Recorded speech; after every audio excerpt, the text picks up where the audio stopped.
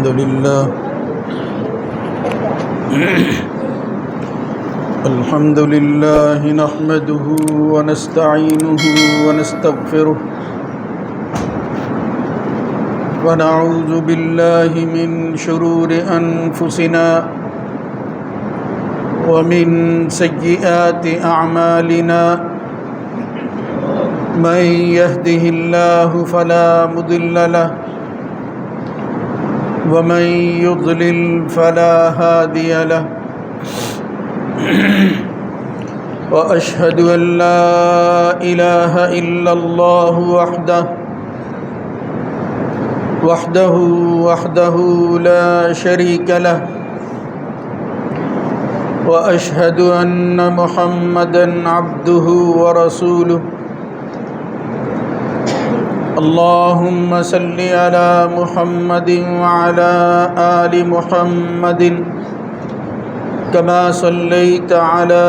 إبراهيم وعلى آل إبراهيم إنك حميد مجيد اللهم بارك على محمد وعلى آل محمد كما باركت على إبراهيم وعلى آل إبراهيم في العالمين إنك حميد مجيد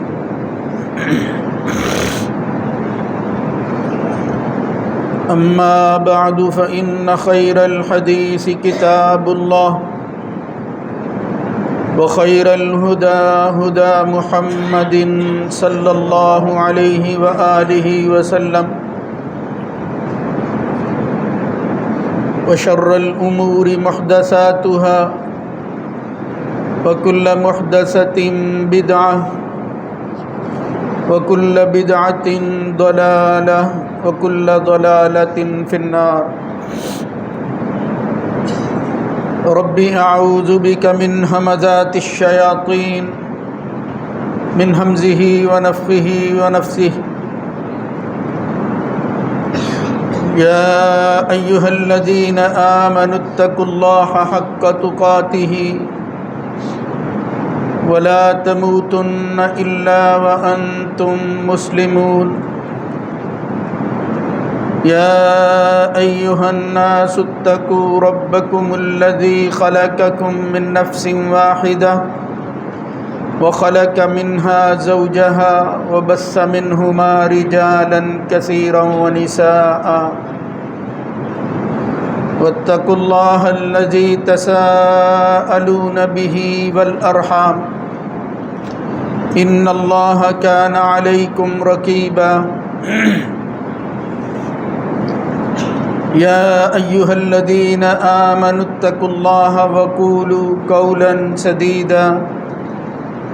يصلح لكم أعمالكم ويغفر لكم ذنوبكم ومن يطع الله ورسوله فقد فاز فوزا عظيما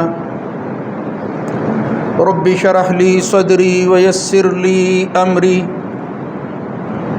واحلل عقدة من لساني يفقهوا قولي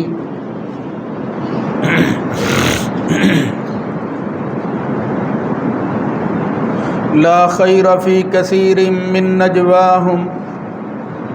إلا من أمر بصدقة أو معروف أو إصلاح بين الناس ومن يفعل ذلك ابتغاء مرضات الله فسوف نؤتيه أجرا عظيما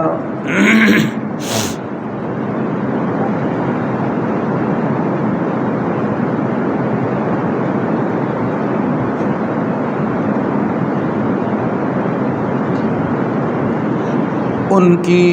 زیادہ تر یا اکثر سرگوشیوں میں کوئی خیر نہیں ہوتی۔ ہاں وہ شخص جو صدقے کا حکم دے،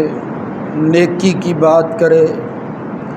یا لوگوں کے درمیان صلح کروائے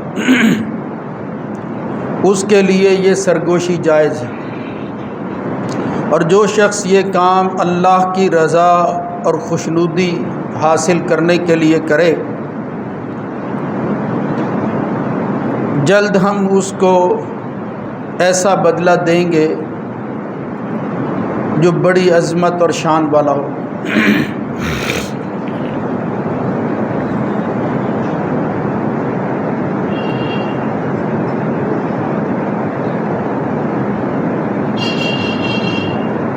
اللہ رب العزت کی حمد و ثنا کے بعد درود و سلام سید الرسل خاتم النبیین جناب محمد الرسول اللہ صلی اللہ علیہ وآلہ وسلم کی ذات گرامی پر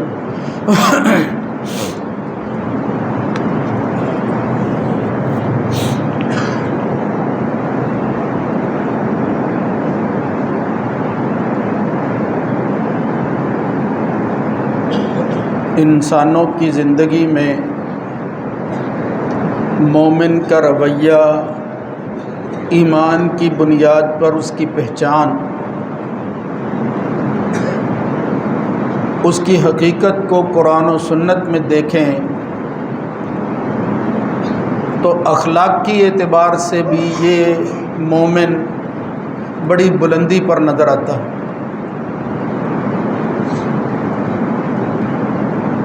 یعنی شریعت کے اخلاق و آداب اور اس کے مطابق زندگی گزارنا وہ انسان کو ایسا وقار اور عزت دیتا ہے کہ اسی کے اندر اس کی خیر اور بھلائی ہوتی ہے۔ مگر بدقسمتی سے جب ایمان کمزور ہوتا ہے یا اس کی طرف توجہ نہیں ہوتی، اس کو وہ اہمیت نہیں دی جاتی، ماحول جو ہے وہ دینی اور ایمانی نہیں ہوتا، یا پھر شیطانی اور شر کی قوتوں کی وجہ سے خواہشات، ہوا، انا انسان کی وہ غالب آتی ہے، اور پھر اس کی تسکین کی خاطر بندہ کسی دوسری چیز کی پرواہ نہیں کرتا۔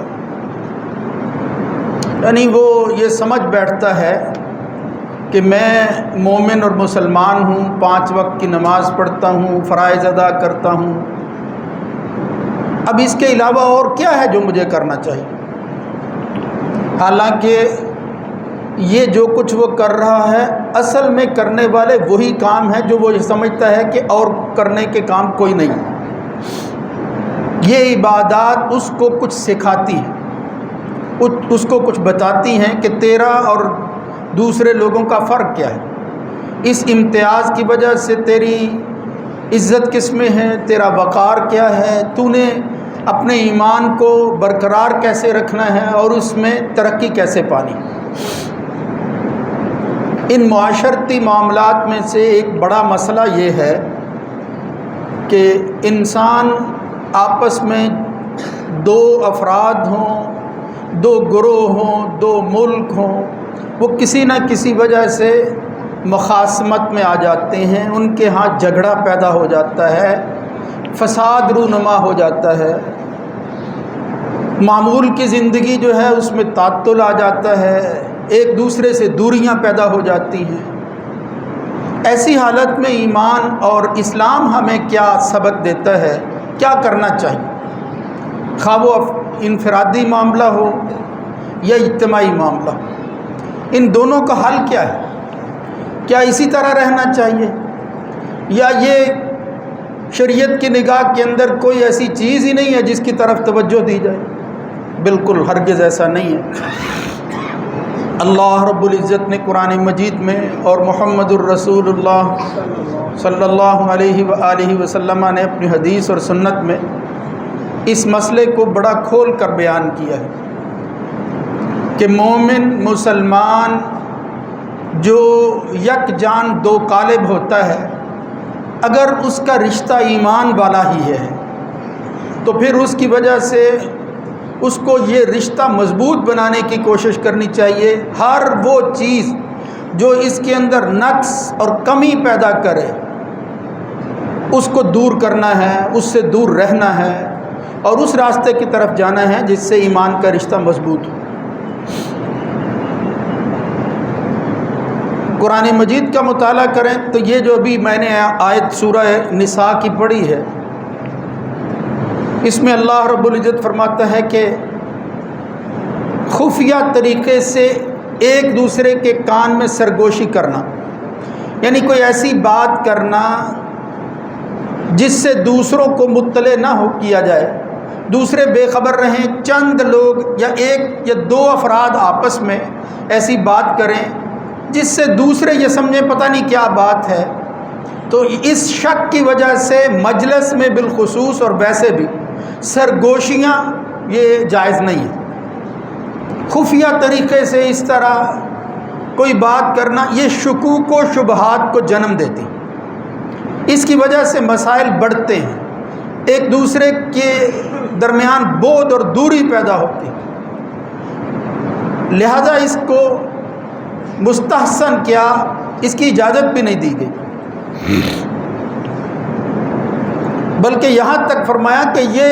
شیطان کی طرف جانے کا اور شیطانی اعمال کی طرف راغب ہونے کا راستہ ہے، مومن کو اس سے بچنا چاہیے۔ تو یہاں یہ بات کہی گئی لا خیر فی کثیر من نجواہم، کبھی ان سرگوشیوں میں خیر دکھائی نہیں دیتی، اور یہ کام منافق کرتے ہیں، مومن نہیں کرتے، نفاق کی وجہ سے یہ سرگوشیاں ہوتی ہیں۔ ہاں یہ کام جو ہے جائز ہے، کس کی خاطر؟ کسی بڑی اصلاح کی خاطر، کسی بڑے فائدے کی وجہ سے، اگر اس کی وجہ سے تمہیں نتائج بہتر نظر آئیں تو یہ ناجائز کام، یہ جھوٹ نما چیز، وہ بھی اللہ کے ہاں جو ہے وہ اجازت والی ہو جاتی ہے، اس کو جو ہے وہ شرف قبولیت حاصل ہو جاتا ہے، اور بندہ یہ کام کر سکتا ہے، نیت بخیر ہو، اصلاح مقصود ہو۔ فرمایا لا خیر فی کثیر من نجواہم الا من امر بصدقۃ، صدقہ ہے جو جتنا سرگوشی اور خفیہ طریقے سے دیا جائے اتنا ہی بہتر ہوتا ہے، او معروف، نیکی جتنی چھپ کر کی جائے اس میں بھلا ہے، او اصلاح بین الناس، یہ ہے تیسری چیز جس کی طرف میں اشارہ کرنا چاہتا ہوں، لوگوں کے درمیان صلح کروانا۔ اس کی وجہ سے سرگوشی تو دور کی بات ہے، میں آگے عرض کروں گا کہ جھوٹ کی بھی اجازت مل جاتی، یعنی آپ وہ بات کریں دونوں فریقوں کے درمیان جو بات بعض دفعہ صحیح نہ ہو، لیکن اس لیے خیر کی بات ایک دوسرے کو پہنچائیں کہ اس کے جو بغض، عداوت، دشمنی اور دوری کے جذبات ہیں وہ کم ہو جائیں، اس لیے فرمایا او اصلاح بین الناس۔ اگر یہ سارے کام بندہ وَمَن يَفْعَلْ ذَلِكَ ابْتِغَاءَ مَرْضَاتِ اللَّهِ، اللہ کی رضا کے حصول کے لیے کہ اللہ خوش ہو جائے، بندہ یہ کام کرتا ہے صدقے سے لے کر اصلاح بین الناس تک، فَسَوْفَ نُؤْتِيهِ أَجْرًا عَظِيمًا، دنیا میں وہ اپنے وقار کو، اپنی عزت کو جو ہے وہ اونچا دکھانا چاہتا ہے، حقیقت میں اس کی عزت جو ہے وہ خاک میں مل رہی ہوتی، کبھی اس طرح بندہ معزز نہیں ہوتا، یعنی ذاتی تسکین کی خاطر بندہ بڑی سے بڑی بات کی جو ہے وہ قربانی دے دے یا اس کی پرواہ نہ کرے، اس کی کیا اہمیت ہے، میں کیا سمجھتا ہوں اس چیز کو، اور بالخصوص نمازیں، روزے، عبادات کرنے والے، ان کو تو غور کرنا چاہیے کہ یہ معمولی بات نہیں ہے۔ فرمایا اگر کوئی شخص یہ نیکیاں کرتا ہے، لوگوں کے درمیان صلح کرواتا ہے، تو ہم اس کو وہ اجر دیں گے کہ جس سے اس کی عزت اس دن جو ہے وہ بلند ہوگی، وہ عظمت کے مقام پر ہوگا، جس دن عزت کی تلاش میں انسان مارا مارا پھرے۔ فَسَوْفَ نُؤْتِيهِ أَجْرًا عَظِيمًا، دنیا میں بھی اللہ جو ہے وہ عظیم بنا دیتا ہے جب بندہ اصلاح کرتا ہے، فساد نہیں کرتا، یعنی بندہ اپنی حرکات کے ذریعے دیکھے کہ اس کی وجہ سے خیر منتج ہو رہی ہے یا جو ہے وہ شر جنم لے رہی ہے، اس کی خاطر لوگوں کے درمیان بعد اور دوری آ رہی ہے، دل ٹوٹ رہے ہیں یا جڑ رہے ہیں، جو یہ توڑنا مومن کا کام نہیں ہے، جوڑنا دراصل جو ہے وہ ایمان، اس لیے فرمایا فَسَوْفَ نُؤْتِيهِ أَجْرًا عَظِيمًا۔ یہ صرف ایک ہی آیت نہیں ہے، معاشرتی زندگی میں میاں بیوی کا معاملہ جہاں ہر روز ہر وقت اکٹھے جو ہے وہ انسان رہتے ہیں، معاملہ ایسا ہوتا ہے، ظاہر ہے کہ معاملاتی زندگی کے اندر اونچ نیچ کوئی ایسی بات جو ہے وہ باہر بندہ اور جو ہے وہ سوچ رہا ہوتا ہے، گھر جا کر واسطہ اور پڑتا ہے، گھر والوں کو جو ہے وہ باہر سے آنے والے کے ساتھ جو ہے وہ اور طرح ڈیل کرنا پڑتی، یہ سب کچھ چلتا ہے۔ لیکن آخر کار کچھ ایسا بھی وقت آ جاتا ہے کہ یہ چھوٹی چھوٹی باتیں پہاڑ بن جاتی ہیں، اور پھر بندہ کوئی فیصلہ کر لیتا ہے کہ اب یہاں میرا نبھا نہیں ہے۔ اللہ رب العزت نے یہ ازدواجی زندگی کے حوالے سے بالخصوص ایک اصول طے کیا، یعنی جہاں بنیاد ازدواجی زندگی کو بنائی، باقی معاملات اس کے تابع کر دیے۔ وَإِنِ امْرَأَةٌ خَافَتْ مِنْ بَعْلِهَا نُشُوزًا أَوْ إِعْرَاضًا، یہ عورت کو مخاطب کر کے کہا کہ اگر وہ کسی ناراضگی، بے رخی، اعراض وہ آپ اپنے خامد میں دیکھیں، فَلَا جُنَاحَ عَلَيْهِمَا أَن يُصْلِحَا بَيْنَهُمَا صُلْحًا، تو پھر دونوں سے کہا جا رہا ہے کہ دونوں جو ہے وہ ایسا راستہ اختیار کریں، اپنی انا کو قربان کر کے، مرد اور عورت دونوں، فَلَا جُنَاحَ عَلَيْهِمَا أَن يُصْلِحَا بَيْنَهُمَا صُلْحًا، وہ جو کچھ ہو چکا ہے، حالانکہ وہ ٹھیک نہیں تھا جو کچھ ہوا، اسی لیے کہا گیا لیکن فرمایا اگر وہ دونوں کسی بات پر متفق ہو جاتے ہیں، اصلاح کا کوئی راستہ نکل آتا ہے، یہ چھوڑیں کہ سچا کون ہے اور جھوٹا کون ہے، فلا جناح علیہما یصلحا بینہما صلحا، تو پھر کوئی گناہ والی بات نہیں ہے۔ اگر کوئی معمولی گناہ غلطی ہو بھی گئی ہے تو اللہ درگزر کرنے والا، اس اصلاح کی وجہ سے گناہ نہیں رہتا، پھر اللہ رب العزت کسی بڑی مفید چیز کی وجہ سے یہ چھوٹی غلطیاں، یہ معمولی گناہ جو ہے ان کو گناہ شمار ہی نہیں کرتا۔ فلا جناح علیہما یصلحا بینہما صلحا، آگے جو بات بیان فرمائی وہ کیا ہے، کیوں کہا جا رہا ہے کہ میاں بیوی صلح کی طرف جو ہے وہ جھکیں، کوشش کریں، والصلح خیر، یہ اصول بیان کیا، اس لیے کہ خیر ہمیشہ صلح ہی کے اندر ہوتا ہے، کبھی جدائی کے اندر، کبھی افتراق کے اندر، کبھی بگاڑ کے اندر، شر اور فساد کے اندر خیر نہیں ہوتی، اور جہاں خیر نہیں ہے والصلح خیر جو ہے اس اصول کی منافی جو بھی عمل ہوگا، مخالفت ہوگی، تو پھر ظاہر ہے کہ باقی معاملات جو ہیں ان کے اندر بھی فساد، ان کے اندر بھی جو ہے وہ شر، وہ خرابیاں وہ بڑھتی جائیں گی، کم نہیں ہوگی۔ اور اسی لیے دشمن مومن، ایمان دشمن قوتیں اور بالخصوص یہ شیطان سب سے زیادہ اس وقت خوش ہوتا ہے جب دو میاں بیوی کے درمیان جدائی پیدا کرتا ہے، وہ سمجھتا ہے کہ خاندان ٹوٹے گا، معاشرہ جو ہے وہ پھر آگے بالکل جڑ نہیں سکتا، وہ اکٹھے نہیں رہیں گے، میں آغاز جو ہے وہ گھر سے کرتا ہوں، بہت خوش ہوتا ہے اپنے ان ماتحتوں پر جو دو میاں بیوی گھروں کو توڑ کر جو آتے ہیں، اس لیے فرمایا والصلح خیر۔ آگے تو بہت بیان ہوا لیکن چونکہ وہ عنوان ہونا، وَإِن تُحْسِنُوا وَتَتَّقُوا فَإِنَّ اللَّهَ كَانَ بِمَا تَعْمَلُونَ خَبِيرًا، آگے بھی آیتیں وَلَن تَسْتَطِيعُوا أَن تَعْدِلُوا بَيْنَ النِّسَاءِ وَلَوْ حَرَصْتُمْ فَلَا تَمِيلُوا كُلَّ الْمَيْلِ فَتَذَرُوهَا كَالْمُعَلَّقَةِ وَإِن تُصْلِحُوا، یعنی ہر بات کے بعد یہی کہا اگر تم اصلاح کر لو، وَتَتَّقُوا، اللہ سے ڈر، فَإِنَّ اللَّهَ كَانَ غَفُورًا رَحِيمًا، جو کچھ ہو گیا اللہ معاف کرے۔ میرے بھائیوں، یہ صرف ازدواجی زندگی تک محدود نہیں ہے، باقی زندگی کے معاملات بھی اسی طرح ہیں۔ ایک جگہ پر سورہ حجرات میں اللہ رب العزت نے انما المؤمنون اخوۃ کا سبق دیتے ہوئے کہا مومن تو ہوتے ہی بھائیوں کی طرح ہیں، اور بھائی لڑائی نہیں کرتے، جب بھائیوں میں بھی لڑائی ہو جائے تو پھر اس کا مطلب ہے کہ وہ اخوت کمزور ہو گئی ہے، اس کو پھر سے جو ہے وہ تازہ کر کے مضبوط بنانا ہے۔ وہاں فرمایا وَإِن طَائِفَتَانِ مِنَ الْمُؤْمِنِينَ اقْتَتَلُوا فَأَصْلِحُوا بَيْنَهُمَا، اگر مومن لڑ پڑے، مخاصمت جو ہے وہ لڑائی تک پہنچ جائے، فَأَصْلِحُوا بَيْنَهُمَا، صلح کی کوشش کرو۔ دوسرے مسلمانوں تم یہ تماشا نہ دیکھو، یہ تماش بین لوگ اگر مومنوں کے مخاصمت اور جھگڑے کے اندر وہ محظوظ ہوتے ہیں اور وہ حظ اٹھاتے ہوئے انجوائے کرتے ہیں اس کو، اور وہ یہ سمجھتے ہیں کہ میں بھی یہی چاہتا تھا جو اس وقت آنکھوں سے دیکھ رہا، ایمان اس کا بھی نہیں ہے، وہ ایمان کے منافی کام کر رہا ہے۔ اس کو کیا کرنا چاہیے؟ فَأَصْلِحُوا بَيْنَهُمْ، صلح کروائے، اصلاح کی کوشش کرو۔ محمد الرسول اللہ صلی اللہ علیہ وسلم کے بارے میں صحیح بخاری میں آتا ہے، ایک بڑی لمبی حدیث ہے کہ حضرت ابوبکر صدیق کو جو ہے وہ نماز پڑھانا پڑی، یعنی اس لمبی حدیث کے اندر یہ آتا ہے کہ حضور ایک جماعت اور گروہ کی طرف گئے جو لڑ پڑے تھے۔ دوسری جگہ ان الفاظ کے ساتھ آتا ہے، سہل بن سعد رضی اللہ تعالیٰ عنہ کہتے ہیں اقتتلوا اہل قباء، ان اہل قباء اقتتلوا حتی تراموا بالحجارہ، اہل قباء اتنا لڑ پڑے کہ ایک دوسرے کو پتھر مارنے لگے۔ ویسے یہ بات پڑھتے اور سنتے ہوئے بندے کو سوچنا چاہیے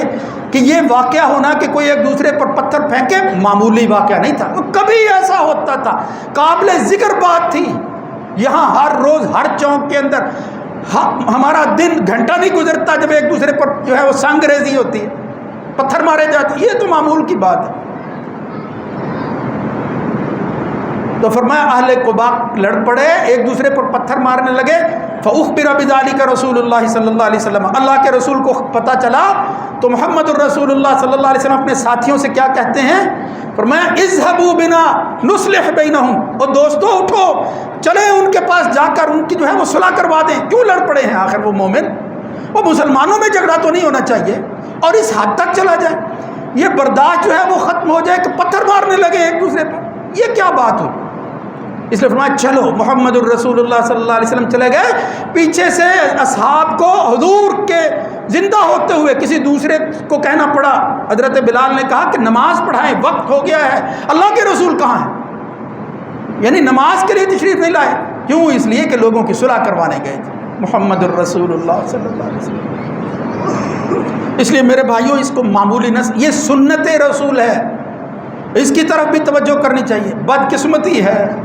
یہاں جو صلح کروانے جاتا ہے وہ عزت لے کر نہیں، بیچارہ بے عزت ہو کر آتا ہے۔ جس کی انا کے خلاف، جس کی خواہش کے خلاف حق کی بات جو ہے وہ کر دی جائے، وہ برداشت نہیں کرتا۔ محمد الرسول اللہ صلی اللہ علیہ وسلم نے فرمایا تھا کل سلامہ من الناس علیہ صدقہ، انسان کے اعضاء کا ہر جوڑ جو ہے وہ صدقے کے اندر ہوتا ہے، کبھی بندہ جو ہے وہ اس کا حق ادا تو کرے۔ تو وہاں رسول اللہ صلی اللہ علیہ وسلم نے فرمایا جہاں اور صدقے ہیں وہاں کل یوم تطلع فیہ الشمس یعدل بین اثنین، ہر وہ دن جس میں سورج طلوع ہوتا ہے، یعنی روزانہ اگر کوئی بندہ دیکھتا ہے دو فریقوں اور دو بندوں کے درمیان عدل کرتا ہے، صلح کرواتا ہے، انصاف کو جو ہے وہ عمل پیرا ہوتے ہوئے خود بھی جو ہے وہ انصاف پر قائم رہتا ہے اور لوگوں کو انصاف پر لاتا ہے، یہ نہیں ہے کہ وہ طرفداری کرتے ہوئے تماشا دیکھنے کی خاطر ایسا فیصلہ کر دے جس میں وہ کہے کہ مجھے یہ معتبر سمجھتے ہیں میں مزید لڑائی پیدا کروں، نہیں، انصاف عمل پیرا ہو خود پہلے، پھر آگے لوگوں کو یعدل بین اثنین، فرمایا صدقۃ، یہ انسانوں کے درمیان صلح اور انصاف جو ہے اس کے ساتھ فیصلہ کروانا، یہ بھی صدقہ ہے۔ اور بھی فرمایا نبی کریم نے نماز کا ذکر کیا اور باقی چیزوں کا ذکر کیا، لیکن فرمایا یہ بھی صدقہ ہے۔ اس لیے اس صدقے کی طرف بھی توجہ کرنی چاہیے، محمد الرسول اللہ صلی اللہ علیہ وسلم کرتے تھے اور ہمیں بھی کرنی چاہیے، کوشش کرنی چاہیے کہ اپنا کردار صلح کے لیے جو ہے وہ ادا کریں، ناراضگی کے لیے نہیں، توڑ کے لیے نہیں، جوڑ کے لیے آگے بڑھیں، وہ خواہ دو بھائیوں، دو گروہوں، دو خاندانوں کے درمیان ہو، ملکوں کے درمیان۔ آپ دیکھیں ہمارے ارد گرد یہاں ہر وقت خطرہ ہی لاحق رکھتا تھا، لیکن جب یہ خبر آتی ہے کہ فلاں ایک مسلمان ملک دوسرا فلاں مسلمان ملک ان کی صلح ہو گئی ہے، خوشی کی لہر دوڑتی ہے ایمان والوں کے درمیان، خیر ہوگی، اس کا نتیجہ ارد گرد ممالک کے ہاں بھی بہتری کی شکل میں نکلنے والا۔ محمد الرسول اللہ صلی اللہ علیہ وسلم کی زندگی کے اندر ایک بڑا اہم واقعہ ہے، اللہ کے رسول صلی اللہ علیہ وسلم نے جب اپنے مخالفین کے ساتھ جو ہے وہ حدیبیہ کے مقام پر صلح کی، اور کس طرح صلح کی، اصحاب اتنے ناراض ہوئے، یعنی ہر چیز میں جھکے جا رہے ہیں نبی کریم صلی اللہ علیہ وسلم، انہی کی مانے جا رہے ہیں، یعنی صلح کی خاطر سب کچھ قربان کیے جا رہے ہیں۔ اصحاب نے کہا یا رسول اللہ ہم سچ پر نہیں ہیں، کیا حق ہمارے پاس نہیں ہے؟ یہ مطلب کیا کیا جا رہا ہے؟ حضرت عمر 3 دفعہ گھبرائے ہوئے جو ہے وہ حضور کے پاس آتے ہیں، باتیں کرتے ہیں، پھر اصحاب کے پاس جاتے ہیں، لیکن کہتے ہیں وہ اللہ کا رسول ہے۔ اس صلح کے متعلق اللہ رب العزت نے کیا کہا؟ یہ تم جھکاؤ دیکھتے ہو کہ محمد شاید وہ کمپرومائز کر رہا ہے، ان کا ہو گیا ہے، نہیں، فرمایا انا فتحنا لک فتحا مبینا، اس صلح کو ہم نے فتح مبین بنا دیا، آپ دیکھیں تو صحیح کیا ہونے والا۔ اس لیے میرے بھائیوں خیر اسی میں ہے، نتائج کے اعتبار سے بھلائی چاہتے ہو، امن کے طلبگار ہو، آپس کے معاملات کے اندر جو ہے وہ بگاڑ کو ختم کر کے آپ جو ہے وہ سموتھلی آگے بڑھنا چاہتے ہیں تو پھر صلح جوئی، اس کی کوشش کرو، اس کے لیے آگے بڑھو، قربانی دینا پڑے تو وہ قربانی پیش کرو جس طرح وہ میاں بیوی سے کہا جا رہا ہے. یعنی اگر کوئی اپنے خامد کی خاطر صلح اسی میں دیکھتی ہے کہ وہ اپنی باری تک قربان کر دیتی ہے, دوسری بیوی کے پاس چلے جائے, یا کوئی اور ایسا راستہ, اگر ایک سے زیادہ بیویاں نہیں ہیں تو فرمایا وہی بہتر ہے. وَصُلْحُ خیر, اسی میں بھلائی ہے. یہ ناراضگی تو اتنی بری بات ہے. محمد الرسول اللہ صلی اللہ علیہ وسلم نے ایک حدیث میں فرمایا, جس میں اگرچہ کچھ کلام ہے لیکن دوسری حدیثیں اس کی موافقت کرتی. الا اخبرکم, میں تمہیں بتاؤں نا, بافضل من درجۃ الصلاۃ والصیام والصدقہ, اور نمازیوں اور روزے داروں صدقہ دینے والوں, میں تمہیں اس سے بڑا اجر نہ بتاؤں؟ قلنا بلا یا رسول اللہ, صحابہ نے کہا یا رسول اللہ بتائیے. فرمایا اصلاح ذات البین, آپس میں صلح کروانا, یہ نماز صدقہ یہ روزے سے بڑی بات. وفساد ذات البین ہی الحالقہ, یہ جو آپس میں لڑائی اور فساد پیدا ہوتا ہے یہ تو مونڈ ڈالتا ہے. مونڈ کیا مطلب ہے؟ دوسری حدیث میں دب الیکم داء الامم قبلکم الحسد والبغضاء, پہلی قوموں کے ہاں جو چیزیں موجود تھی اور رینگتی ہوئی, اس طرح جو ہے وہ چھوٹا کوئی کیڑا رینگتا ہے پتہ نہیں چلتا اس کا, آہستہ آہستہ تمہارے اندر داخل ہوئی ہیں اور راسخ ہو رہی ہیں. وہ کیا ہے؟ الحسد والبغضاء, حسد ہے, حسد کھائے جا رہا ہے. اسی طرح ایک دوسرے کے ساتھ بغض, عداوت, دشمنی. محمد الرسول اللہ صلی اللہ علیہ وسلم نے فرمایا وہ پہلو سے آئی ہے. اور پھر فرمایا ہی الحالقہ, وہ جو مونڈ ڈالنے والی ہے وہ کیا ہے؟ لا تحلق الشعر, کوئی وہ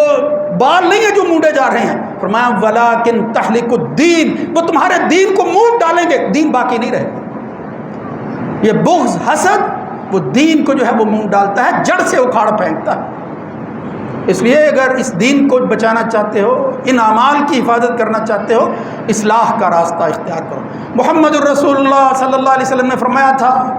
اور پھر ہر مومن جو ہے وہ اپنے گریبان میں ذرا نگاہ ڈال کر دیکھے, نماز پڑھتا ہے, نماز مسجد میں ہی آیا ہوتا ہے یا پھر مسجد سے نکلتا ہے, اور حالت کیا ہے؟ لا یحل للرجل ان یہجر اخاہ فوق ثلاث, کوئی بندہ اس کے لیے حلال ہی نہیں ہے کہ وہ کسی بندے کو 3 دن سے زیادہ جو ہے وہ اسی ناراضگی میں چھوڑ دے. یلتقیانی, مل رہے ہیں, فیورد ھذا ویورد ھذا, وہ ادھر چلا جاتا ہے, وہ ادھر چلا جاتا ہے, قریب ایک دوسرے کو دیکھنا نہیں چاہتے. کیوں؟ بس جھگڑا ہے, نہیں دیکھنا چاہتے, فساد ہے, اس کو ختم نہیں کرنا چاہتے.